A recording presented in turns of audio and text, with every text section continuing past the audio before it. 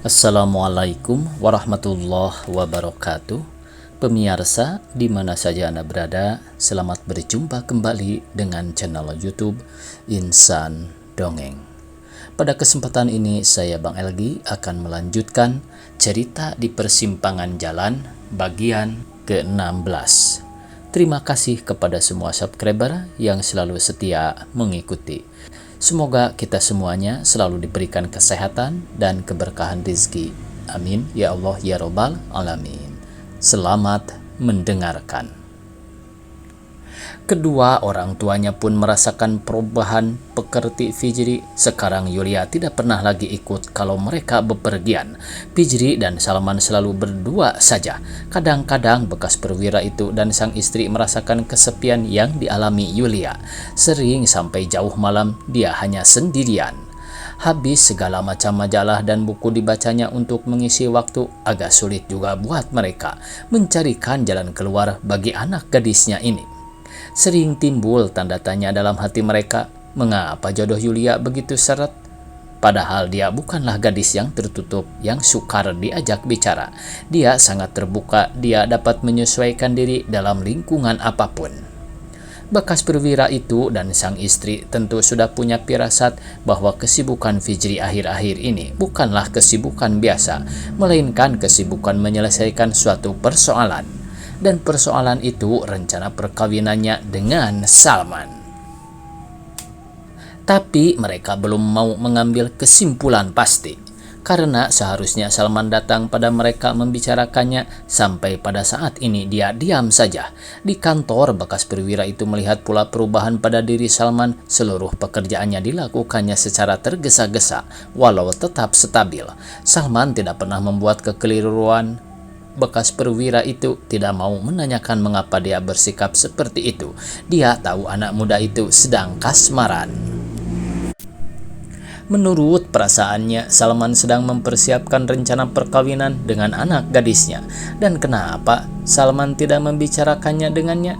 Barangkali mereka mau membuat surprise. Bila semuanya sudah siap, baru menyampaikan niatnya. Dia sendiri seperti yang pernah dipikirkannya, aku setuju saja asal mereka sama-sama sudah siap, sama-sama bertanggung jawab atas dunia baru yang bakal mereka bentuk itu. Dalam saat-saat seperti itu, Fijri mendapat surat dari Sutandi mengatakan bahwa dia telah naik pangkat dari letnan menjadi kapten.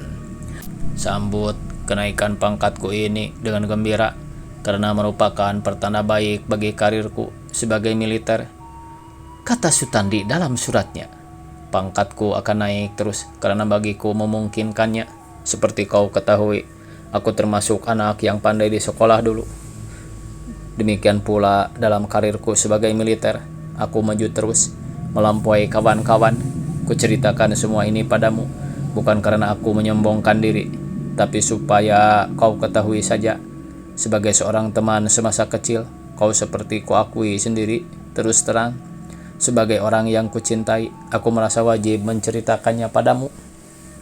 Aku mempunyai keyakinan yang pasti, kata Sutandi lebih lanjut, bahwa dalam waktu dekat aku akan mendapat tugas sebagai komandan salah satu kapal perang. Coba kau bayangkan betapa bangganya aku. Apakah kau tidak gembira bahwa karirku memberikan tanda-tanda akan menanjak terus? Karena itu, apakah kau tidak tertarik mempersuamikan seorang militer? Mereka punya peranan yang menentukan saat ini. Ini bukan aku bohong, tapi demikianlah kenyataannya. Wanita mana yang tidak bangga mempersuamikan seorang laksamana atau seorang jenderal? Aku kira semua wanita. Dan aku, jenjang kara itu cukup terang, paling tidak sebagai laksamana pertama atau komodor seperti ayahmu, sudah di tangan, kata Sutandi selanjutnya. Karena itu, aku benar-benar mohon kepadamu untuk mempertimbangkan lamaranku. Aku sungguh-sungguh cinta padamu. Kau jangan menutupi hatimu pada kenyataan ini. Aku menunggu kabar darimu, tulis Sutandi akhirnya. Membaca surat Sutandi itu, Fijri tidak tahu berbuat apa, tapi rasa muak terus menggejolak dalam perutnya. Apa maksudnya membangga-banggakan karir militernya? Apa dia kira cinta dapat diiming-iming dengan karir yang muluk-muluk? Fijri menganggap Sutandi kurang menyadari apa yang diomongkan. Maksudnya ingin menarik simpati seseorang, tapi kenyataannya sebaliknya. Dan yang paling menjengkelkannya lagi adalah rengekannya Sutandi seperti anak kecil yang terus-menerus minta dikasihi. Karena itu, Fijri memutuskan surat itu tidak perlu diperhatikan. Walaupun timbul sedikit kekhawatiran dalam hatinya bila nanti Sutandi tahu tentang latar belakang ayah Salman, maka bertambah banggalah dia dengan karirnya. Sementara itu, rumah Salman atau lebih tepat rumah Salman dan Fijri sudah hampir selesai didandani. Tinggal dapur, kamar mandi, dan jamban yang belum dicat. Kamar mandi dipulas dengan porselen, walau atasnya masih terdiri dari papan dan hardboard, tapi cukup rapih, tidak terlalu jelek. Salman yakin tidak membuat Fijri kikuk bila mempergunakannya kelak. Kamar tidur dan kamar tamu kelihatan lebih rapi, manis dipandang mata, putih, bersih. Tidak kalah dengan rumah tembok. Apalagi setelah kursi tamu yang baru saja dibeli menempati ruangan itu, serasi juga nampaknya. Tidak kebanting seperti dikhawatirkan Salman. Mereka menghiasi ruangan tamu itu dengan 2 buah gambar pemandangan yang romantis naturalistis. Sedang yang sebuah lagi pemandangan gunung Lompo Batang di Sulawesi dengan sawah-sawah yang sedang menguning membentang luas di kakinya. Gambar Danau Toba menggambarkan kehijauan yang sejuk dengan air danau yang biru bening. Mereka tidak tahu apakah gambar itu berseni atau tidak karena mereka tidak menilainya dari segi seni. Mereka cuma tahu kedua gambar itu enak dipandang, menggambarkan wajah tanah air Indonesia secara benar dan wajar. Karena itu mereka berdua senang. Sedang kamar tidur kelihatan manis pula, tidak pengap lagi seperti dulu. Jendelanya diperlebar sedikit, hingga cahaya dan udara bebas keluar masuk. Dan tempat tidur kayu jati dengan hiasan ukiran Jepara itu kelihatan kukuh menempati kamar. Tidak terasing tapi sepadan, Fijri mencoba memasang spray dan bantalnya. Megah juga sedikit, pikirnya, tidak terlalu udik. Bagaimana pendapatmu? Cukup mewah. Jadi serasi juga kan? Aku pikir memang serasi, cuma ada kekurangannya. Apa? Tanya Fijri seperti serius. Orang yang menempatinya. Memang. Karena itu kapan kau pindah kemari? Salman berkelakar lagi. Terserah kau. Fijri tersenyum. Jadi aku harus segera menyampaikan kepada ayahmu bahwa ayahku akan datang melamarmu. Makin cepat, makin baik. Nanti kamar ini keburu bulukan lagi sebelum ditempati. Justru itu. Jadi kapan? Segera. Karena akhir-akhir ini kegiatan kantor tidak terlalu sibuk. Jadi aku kira ayahmu berada dalam suasana yang tenang. Kita tidak boleh ragu-ragu. Memang kita tidak boleh ragu-ragu. Semua persoalan harus dihadapi dengan hati yang tetap. Sementara itu, Farjan muncul dengan tiba-tiba. Kurang lebih 5 bulan tidak kelihatan batang hidungnya. Dia kelihatan tidak berubah, masih seperti dulu, cuma sedikit rapi sekarang. Ada beberapa buku yang diapit di tangannya, cara ini juga rupanya belum berubah. Dia kaget dan agak pangling menyaksikan rumah Salman yang sudah berubah. Dia lebih kaget lagi karena ada perempuan cantik di situ. Apakah Salman sudah kawin? Dan perempuan ini istrinya? Pangling aku, katanya membuka percakapan. Apa yang dipanglingi? Salman pura-pura.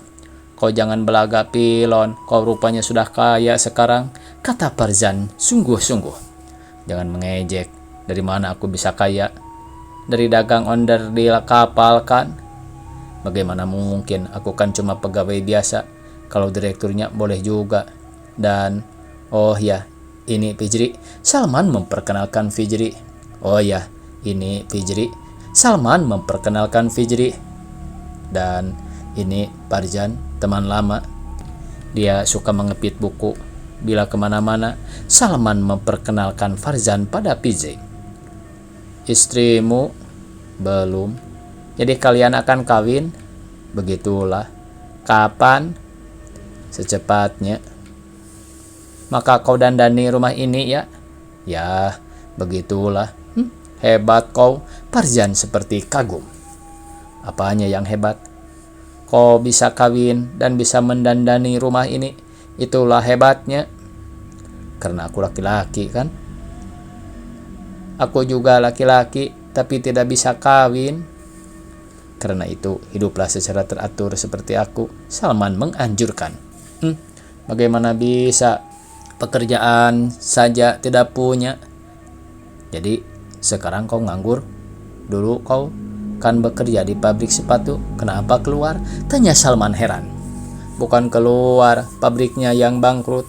Mana ada sih pabrik sepatu pribumi yang bisa bertahan dan bersaing sekarang ini? Mereka semua hancur ditelan sepatu impor yang merajalela. Dan utama lagi karena tidak punya modal, aku sekarang benar-benar sialan. Cari pekerjaan sana, cari pekerjaan sini, semuanya tidak ada. Aku sungguh-sungguh tidak mengerti keadaan sekarang. Yang kaya bertambah kaya, yang sialan tetap saja sialan. Parjan mengumpat.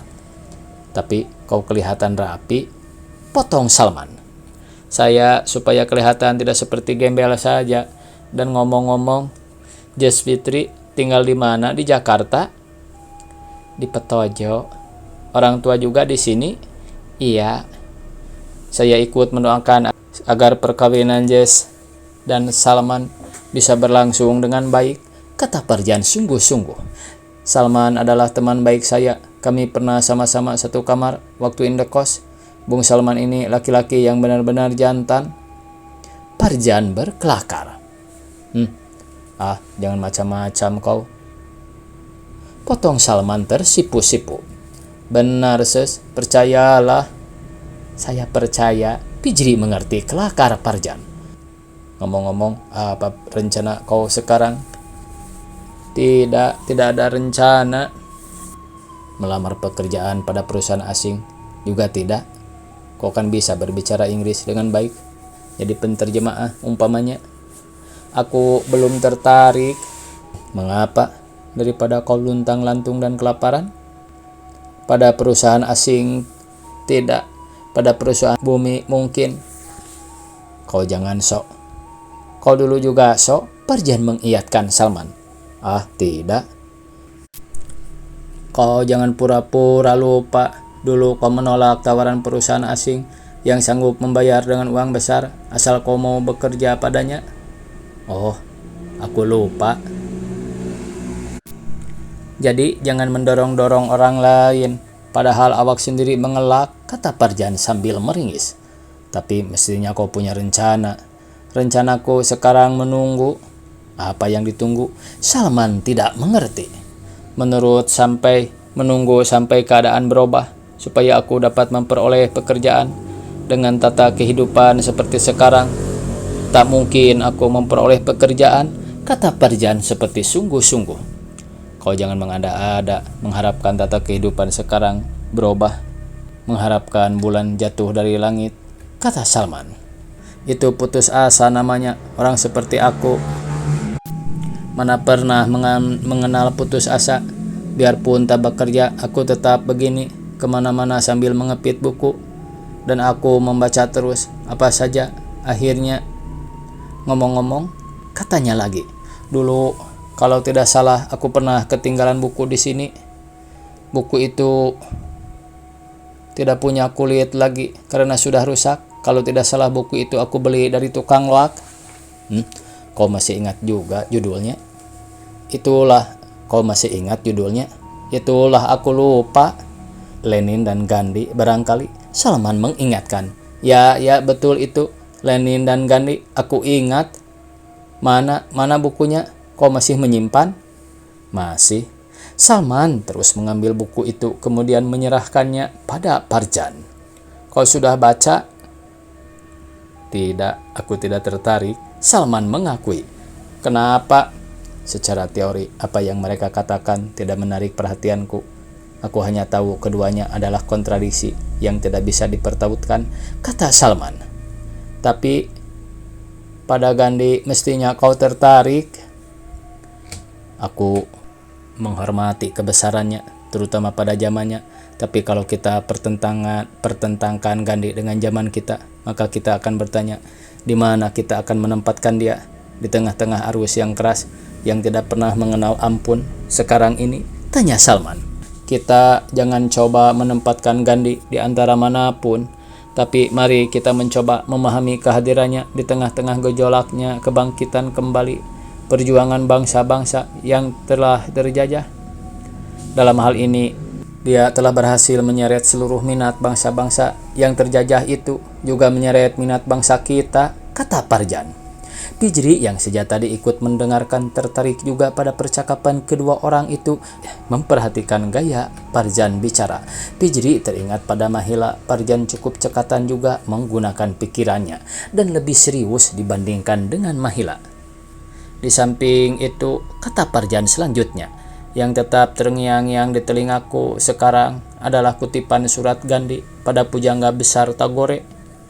Jutaan orang yang kelaparan itu hanya ingin satu syair, makanan yang lebih menguatkan badan. Dengan kalimat yang sederhana itu, sudah dapat kita bayangkan betapa keinginan Gandhi dengan seluruh perjuangannya. Rakyat yang kelaparan itu hanya ingin satu syair, makanan yang cukup menguatkan badan. Coba bayangkan betapa indahnya makanan yang cukup itu bagi jutaan rakyat yang kelaparan. Lebih indah dari syair Tagore tentunya.